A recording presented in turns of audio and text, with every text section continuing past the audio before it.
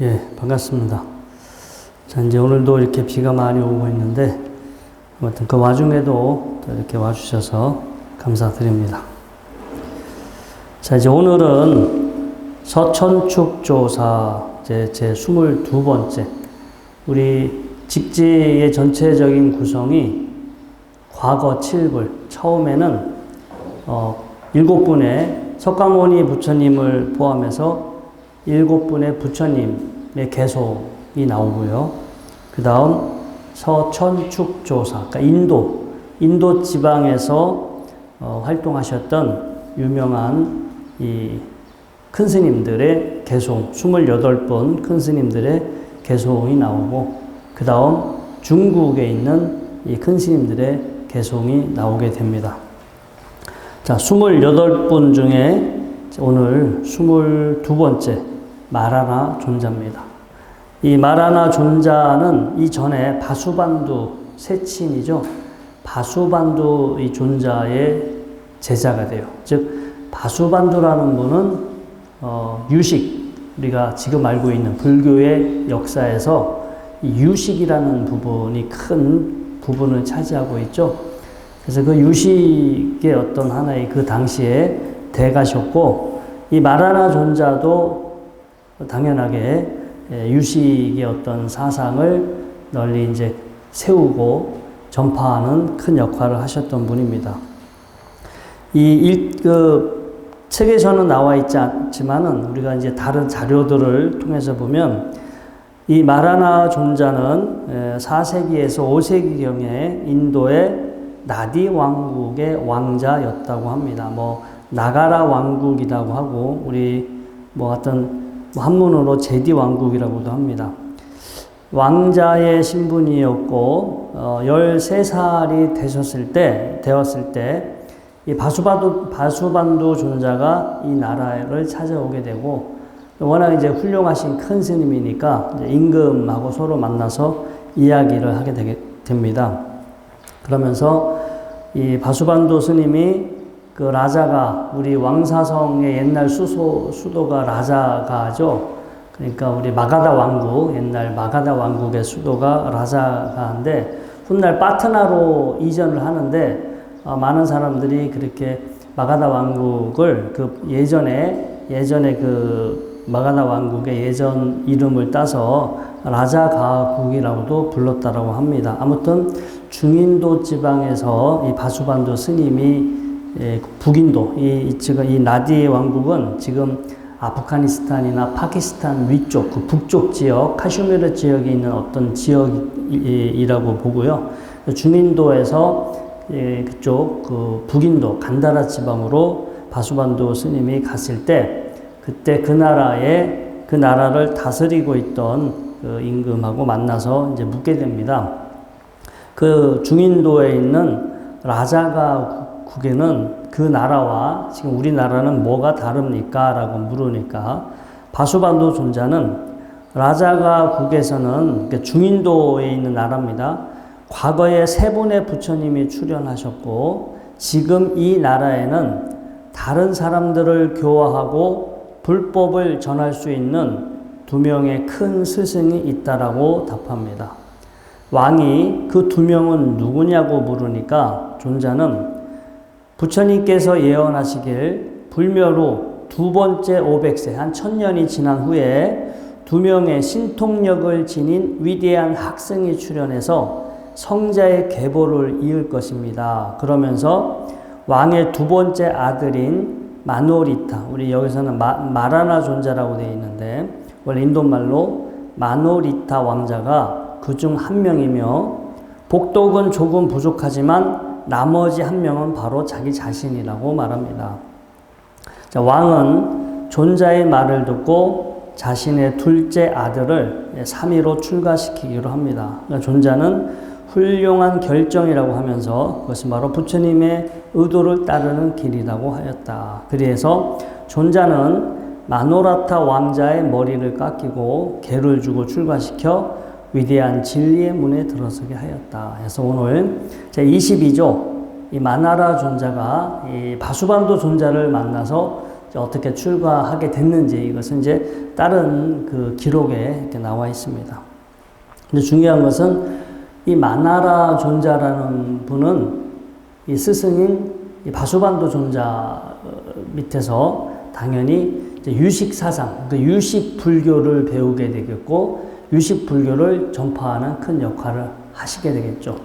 그래서 우리가 이 유식이라는 것, 지난 시간에도 간단히 살펴봤지만 우리가 불교 공부를 할 때 또 수행을 할 때 이 유식이라는 부분이 꼭 나와요. 꼭 나오고 꼭 필요한 부분이고 유식하면은 우리가 이제 뭐 유심, 즉 뭐 일체 유심 쪽, 세상은 오직 뭐 마음이 만들었다. 세상은 오직 마음만 있을 뿐이다. 이제 그런 내용으로 유명을 하죠. 이제 이 유식이라는 부분이 왜 중요하냐면, 자, 지금 우리 살아있는 생명이라면, 살아있는 존재라면, 특히 사람이라면, 지금 의식이 있어, 의식. 그쵸? 사람은 누구나 이렇게 정신이라고도 하고, 마음이라고도 하고, 의식이 있어. 근데 그 의식은 뭔가를 알아.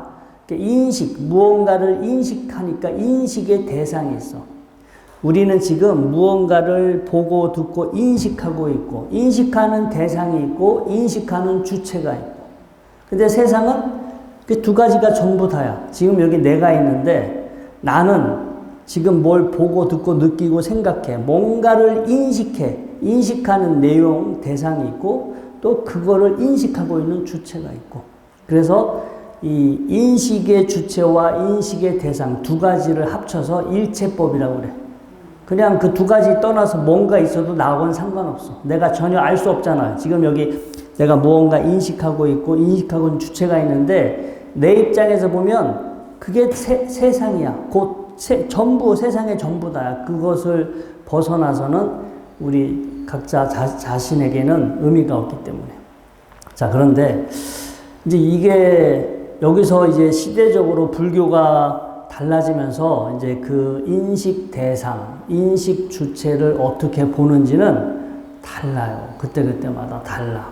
자, 일단 우리가 인식하고 있는 인식 대상 있잖아요. 대체적으로 우리가 이제 인식하고 있는 인식 대상은 그냥 조건들이 만나서 생겨난 무상하고 허망한 것이다. 근데 이제 그거는 대체적으로 일치를 해요. 근데 설일체 유부는 우리가 인식하고 있는 인식 대상은 여러 조건들이 모여 있는 상태다. 이 지, 수, 화풍, 뭐 예를 들어서 저희가 있는 이 관음전이라고 하는 이 법당도 관음전이라는 거가 본래부터 있는 것이 아니라 시멘트와 뭐 이렇게 뭐 플라스틱과 종이와 유리와 수많은 어떤 요소들이 모여서 이러한 형태로 있고 이러한 형태로 있는 것을 우리는 이게 법당이다, 관음전이다라고 이름을 붙인 거잖아요. 그래서 우리 존재하고 있는 것들은 본래부터 그런 것이 있는 것이 아니라 단지 여러 조건들이 모여서 이렇게 있는 것이지 본래부터 있는 것은 아니다. 그러니까 겉으로 보여지고 있는 이 모습들은 사실은 실체가 아니라 하나의 허상이지만 이러한 것을 이루게 하는 어떤 본질적인 요소들은 있다. 이렇게 보면 우리가 설일체유부, 우리 부파불교, 흔히 소승불교에서 말하는 설일체유부에 해당이 됩니다.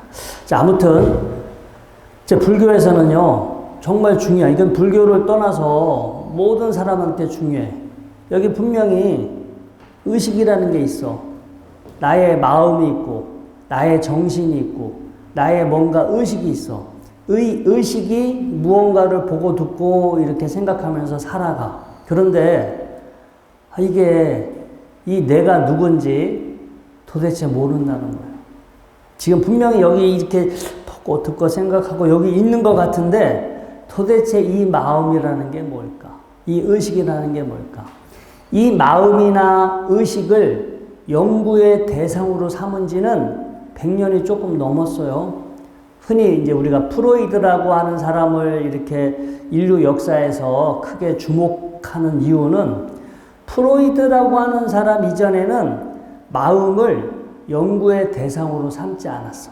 그냥 무슨 여기 영혼, 당연하게 여기 영혼이 있을 거야. 여기 뭔가 마음이 있을 거야. 사실 불교는 이미 그 2000년 훨씬 전에 이 마음이라는 것을 관찰의 대상, 통찰의 대상, 이미 연구의 대상으로 2000년 전에 삼았지만 이제 서양 문물에서는 이 마음이라는 것은 뭔가 신성한 그 어떤 존재 하나의 영혼으로 봤기 때문에 마음을 연구의 대상으로 삼지 않았고 프로이드 때부터 이 마음을 연구의 대상으로 삼았다라고 그래요. 그래서 그 이후부터 이제 그러면서도 많은 지금도 연구도 진행되고 많은 논란이 진행되고 프로이드 이전에는 뭐 데카르트 같은 경우는 이 정신이라는 게 있고 물질이 따로 있고 정신과 물질이 별개로 마치 존재하는 것처럼 그렇게 이제 이분법적으로 세상을 봤죠. 요즘은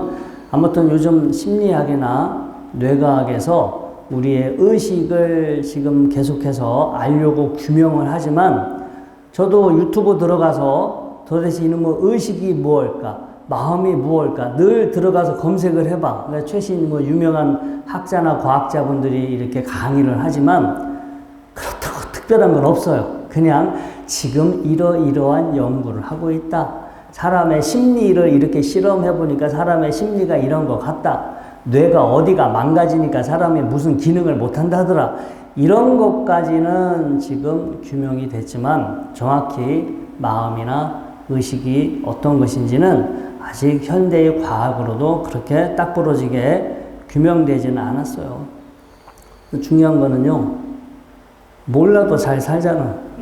그렇잖아요. 그래서 우리는 습관대로 살아. 무언가 우리는 모르지만 우리가 이렇게 살도록 하는 일종의 프로그램이 있는 것 같아. 사람마다 뭔지는 모르지만 스스로 뭘 몰라도 알아서 이렇게 살아갈 수 있게끔 일종의 뭔가 보이지 않는 프로그램이 있는 것 같아. 그 프로그램도 존재하는 건 아니고. 그래서 그러한 프로그램을 융이라고 하는 사람, 이 프로이드의 제자였어요. 근데 처음엔 제자였지만 나중에는 이제 별도로 떨어져 나와서 이렇게 따로 독자적인 하나의 그 파를 형성하게 되는데, 이 프로이드 다음에 우리가 융이라고 하죠. 융. 이런 사람은 무언지 이 알게 모르게 여기서 우리를 조종하고 우리를 뭔가 이렇게 통제하고 있는 어떤 의식이 있는데 이것을 무의식이라고 부르고 또 혹은 뭐 잠재의식이라고 불렀어요. 그런데 이제 우리가 뭔지 모르지만 이러한 무의식이 이게 우리의 삶을 통제하고 이러한 무의식이 현실의 어떤 사건으로 드러나게 되고 사람이 이 무의식이 있는데 이 무의식이 알게 모르게 현실에 어떤 내가 하는 말로 내가 하는 행동으로 내 주변에 벌어지는 어떤 사건으로 실체화가 된다. 언젠가는 이 사람이 가지고 있는 이 무의식이 그런 역할을 한다라고 이 융 같은 경우는 아무튼 그렇게 바라봤습니다. 그래서 이 유식이라고 하면은 우리가 이제 유식 공부를 할 때 인식 주체, 여기 도대체 세상을 보고 알고 하는 이 무언가의 인식 주체가 있는데 이 인식 주체가 무엇인가에 대한 어떤 탐구를 집중적으로 규명하는 하나의 그 파가 우리가 이제 유식이라고 보는데 이게 역사적으로 보면은요 부처님 당시의 초기 불교의 어떤 그 이론을 보면은 거기서는 마음이라는 게 따로 없어. 감각기관, 감각대상, 접촉, 감각기관과 감각기능이 만나서 생겨나는 거가 의식.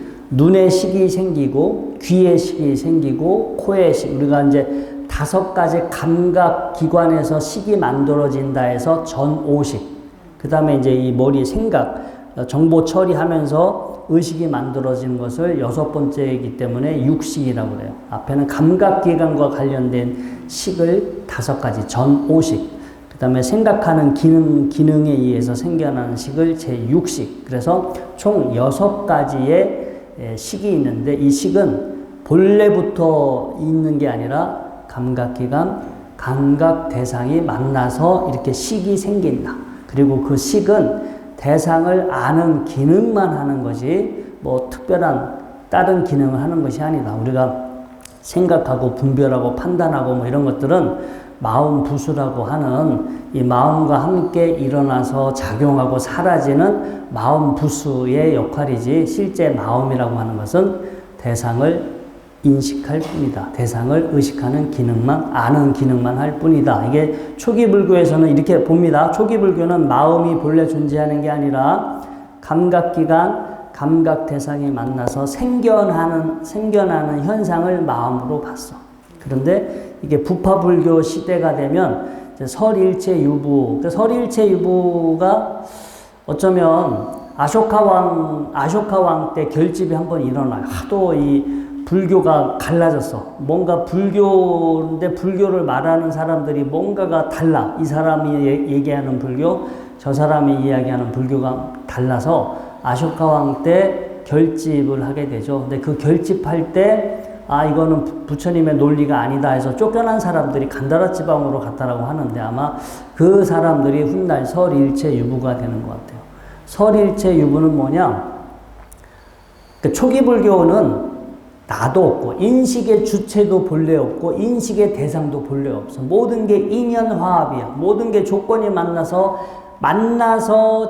작용하고 있을 뿐이지, 인식하는 주체도 인식의 대상도 본래 따로 없다. 이것이 초기 불교. 근데 부파 불교 가서는 인식하는 주체는 없지만 우리가 인식하고 있는 이 만물을 구성하고 있는 어떤 본질적인 요소는 본래부터 있다.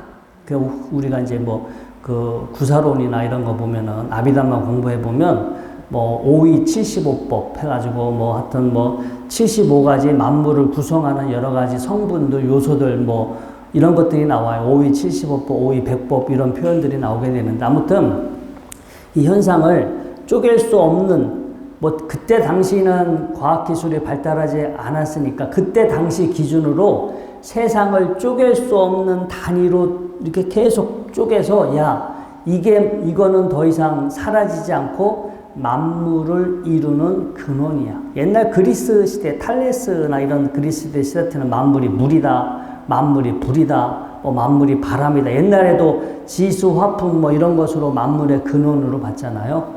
근데 부파불교 시대가 됐을 때 만물을 쪼개서 정말 이 만물을 구성하고 있는 어떤 근원적인 요소인데, 그거는 없어지지 않는다. 여기서 이렇게 모여서 이런 사람이 됐다가 흩어지면 딴 데 가서 다른 존재를 이룰 뿐, 만물을 이루는 근원적인 요소는 그거는 영원히 존재하는 것이지 그거는 없어지지 않는다 해서 설일체 유부, 그래서 유부가 되는 거예요. 유부, 뭔가 있어. 설일체 유부, 만물을 이루는 근원적인 요소들은 존재한다, 이렇게 보는 사람들이기 때문에 설일체 유부, 설 말해 일체 이게 있어. 만물을 이루는 무언가 근원은 존재한다, 이렇게 바라보는 사람을, 그 집단을 설일체 유부. 근데 그때 가장 영향력 있던 간다라 지방에서 아까 말한 파키스탄, 지금의 이제 인도 북부, 파키스탄 북부 지역, 카슈미르 지역, 간다라 지방에서 가장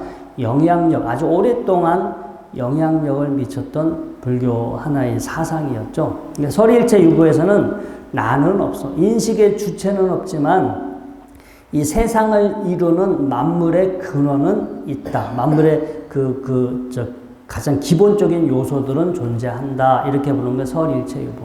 이런 다음에 이제 다시 공사상도, 중간사상도 나오고, 그 다음에 유식사상이 나오게 되는데, 유식사상은 이제 공사상이 되면서 아까 말한 설일체부에서는 나는 없지만 아공법유, 만물을 이루는 어떤 근원적인 것은 있다. 근데 이 다음에 이제 그 중간사상이 나오면서 공사상이 대표되면서 아니야.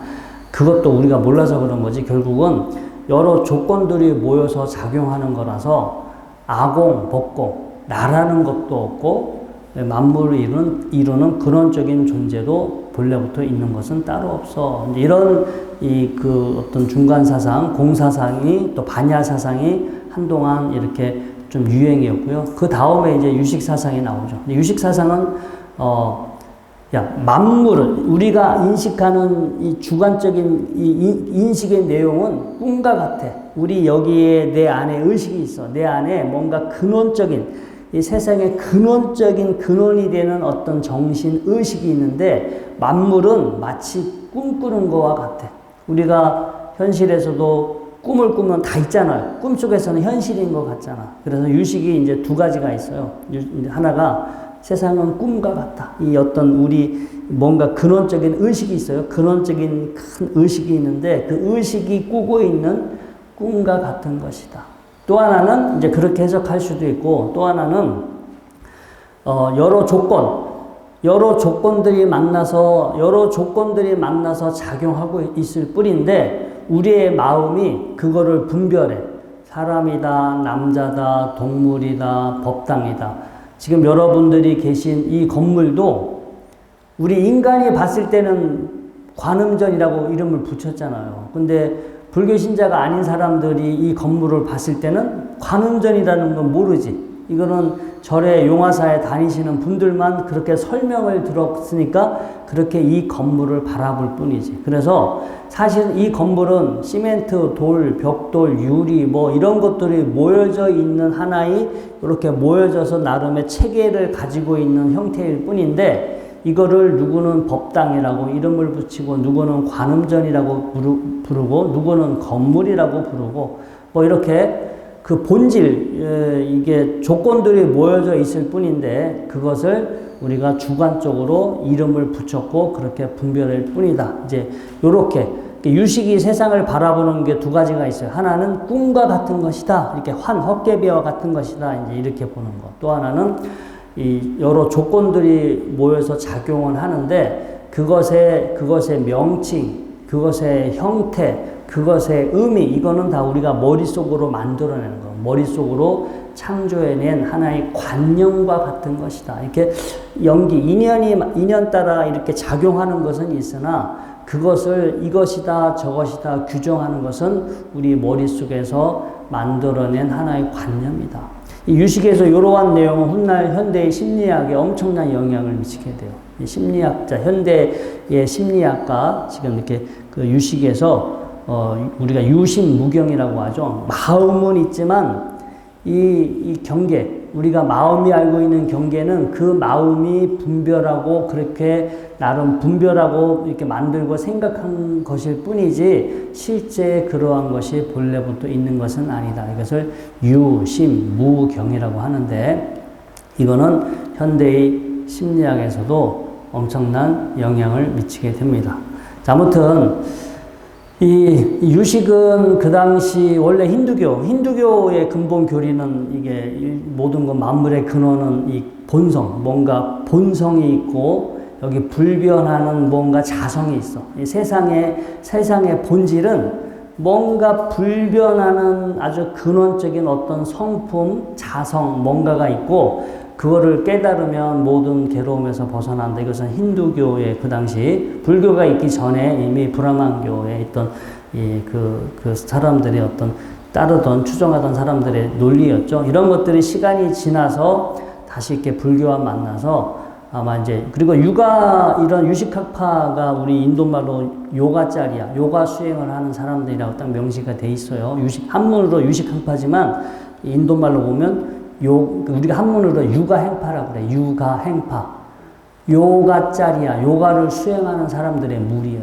그래서 요가를 수행했다는 얘기는 불교 수행보다는 힌두교나 이런 쪽에 수행을 했던 사람들인데 그런 것들이 이제 불교와 이렇게 같이 이렇게 믹스되면서 이런 유식이라고 하는 어떤 이런 사상이 이제 만들어지고 많은 사람들한테 이런 내용이 어필이 됐던 것 같아요. 그리고 지금의 이 유식 사상은 현대 우리 한국 불교에도 엄청나게 많은 사람들이 이 내용을 이러한 불교를 지금 받아들이고 있죠. 그래, 안 그래? 맞아요. 많은 사람, 스님들도 그렇고 일반 사람들도 지금의 이 유식 사상을 토대로 한 불교를 이제 많이 지금 받아들이고 있는 상황입니다. 아무튼 중요한 것은요. 이게 어떤 것이 답인지는 우리가 이제 열심히 수행을 해서 도를 깨달아 봐야 아는 내용인데, 이제 이러한 이 논의들이 우리한테 뭔가 주는 의미는 뭐냐? 일단, 자, 우리가 알고 있는 세상은 사실은 우리가 주관적으로 이런 것이다, 저런 것이다, 인간이 주관적으로 만들어낸 개념일 수 있어요. 그러니까 존재에서 작용할 수 있는데, 자, 우리가 지금 비가 내리고 있어요. 저 비라는 거는 따로 있는 거예요, 없는 거예요? 사실은 저 비는 물이잖아. 물인데 하늘에서 떨어지면 비라고 그래. 근데 이 이름은 다른 명칭을 쓰는데 그냥 물이에요. 물인데 하늘에서 저렇게 떨어지는 거는 비다라고 인간이 그렇게 하나의 관념을 만들었어. 그리고 그 비는 어디서 왔어요? 구름에서 왔잖아요. 구름. 그러면 저 구름이 또 있냐? 우리는 구름이라고 저걸 분별하고 관념을 알아요. 저 구름이다. 근데 구름이 있냐? 가서 또 비행기 타고 올라가서 보면 안개. 우리 비행기 타고 구름 속에 들어가잖아요. 저는 예전에 공군에 이제 10년 근무를 했으니까, 조종사 친한 저는 세관고등학교 나왔는데, 세관고등학교 나오고, 여기 공군 사관학교 들어가서 조종사가 된 친구가 있어요. 그 친구는 그때 관음사 학생회를 다녔는데, 그래서 그 친구가 공군 수송기 조종사로 있어가지고 제가 비행기 좀 태워줘. 그래가지고 조종석에 같이 올라타서 그 친구가 비행할 때 저를 이렇게 그 서울 성남 비행장에서 이렇게 그 비행기를 태워줬던 기억이 있는데, 그때 이제 이렇게 그냥 구름 속을 갔거든요. 구름 속에 가니까 그냥 하얀 안개밖에 안 보여요. 아무것도 안 보여요. 아무튼 이 구름 속에 있으니까 저는 불안불안해. 이러다 다른 비행기랑 부딪히는 거 아닐까, 뭐 여러 가지 이제 옆에서 레이더를 다 보고 가니까 이제 문제는 없긴 하지만, 아무튼 이게 실제 구름 속에 들어가서 보면 우리는 뭔가 있을 것 같은데 짙은 안개예요. 짙은 안개. 사실은 더 깊이 들어가서 보면 물방울이지. 작은 물방울들. 그러면 우리는 구름이다. 근데 구름도 물방울들에 모여 있는 거고, 그 물방울들도 수소와 산소가 모여 있는 거. 수소와 산소는 또 원자와 전자가 모여 있는 거. 그 다음에 원자나 전자도 지금도 더 미세한 여러 가지 더 낮은 어떤 그 개념들이 존재하잖아요. 아무튼 세상은 우리는 세상을 인지하기 위해서 편의상 구름이다, 비다, 물이다, 수소다, 산소다라고 지금 그렇게 이름을 붙였을 뿐이야. 우리가 세상을 인식하기 위해서 편의상 이름을 붙였는데, 어떤 존재하는 것들이 본질적으로 그러한 것들이 별도로 존재하는 것은 아니다. 그리고 이제 이게 왜 이렇게 봐야 되냐면, 그게 존재하는 것으로 보는 거하고 단지 조건이 만나서 작용하고 있는데 우리가 그렇게 이름을 붙인 것에 불과하다. 이렇게 보는 것은 그 대상을 볼 때 나한테 일어나는 반응이 달라지고 나한테 일어나는 심리적인 무게감이 달라요. 우리가 제가 비다, 구름이다 예를 들었지만, 우리는 행복, 사랑, 성공, 이런 거 많잖아요. 우리 현실에서 되게 우리에게 중요한 큰 무게감을 가진 것들, 이런 것들도 사실은 우리한테는 그게 뭐가 절대적인 것 같고 엄청 중요한 것 같고 뭔가 실체가 있는 것 같은데, 결국은 행복이나 사랑이나 또 나의 어떤 지금 여러분들의 인생도요, 살아갈 때는 실제인 것 같은데 이렇게 지금 여러분들의 이제까지 살아왔던 삶을 되돌아보세요. 꿈이에요, 꿈이 아니에요? 아니, 지금은 꿈이지. 지금 생각하면 꿈이고, 그리고 살아갈 때는 그 순간 정말 중요하고 뭔가 힘들고 뭔가 큰일 날 것 같았는데 지금 되돌이켜 보세요. 그게 큰일 날 만한 건가? 그래요, 안 그래요? 지금 되돌아보면 아무것도 아니야. 사실은 별것도 아닌데 그때는 엄청나게 그것 때문에 미워하고 막 괴로워하고 힘들어하고.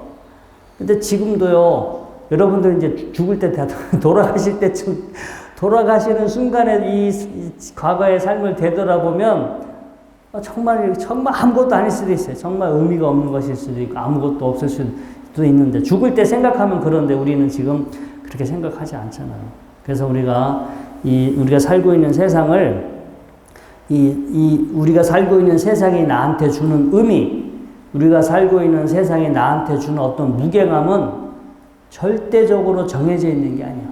그러니까 내가 그렇게 이름 붙인 거고, 내가 그렇게 정한 거고, 내가 콩깍지가 껴서 그냥 그렇게 내가 생각할 뿐이지, 그게 절대적으로 꼭 그런 것은 아니라는 거야. 이게 여러분들이 더 지혜로워진다면, 혹은 정말 죽는 순간이 된다면은, 그런 모든 무게감들이 정말로 아무것도 아닐 수도 있다. 그래서 이 유식이라고 하는 것은 그러한 부분이 우리한테 큰 의미로 다가오는 것 같아요. 너무 세상을 절대적인 것으로, 또 이 세상을 나와 동일한 것으로, 너무 이 세상에 의존하지 말고 이 세상을 좀 더 여유롭게, 세상을 여유롭게 바라보고 내 몸이든 내 마음이든 내가 살고 있는 현재 삶의 조건에 너무 연연해 하지 말고 좀 더 자유롭게 살아라. 자유로운 마음으로 살아라. 이제 유식에서는 이런 부분이, 이 유식불교에서는 우리가 이러한 부분을 우리가 이제 배울 수 있고요. 넓게 보면 더 불교가 그러한 내용을 공유하고 있기는 합니다. 자, 아무튼 오늘은 이렇게 해서 제가 22조 마라나 존자님의 개송을 통해서 유식의 내용, 그리고 또 우리가 세상을 어떻게 바라봐야 되는지 한번 살펴봤습니다. 자, 오늘 공부는 이것으로 마치도록 하겠습니다.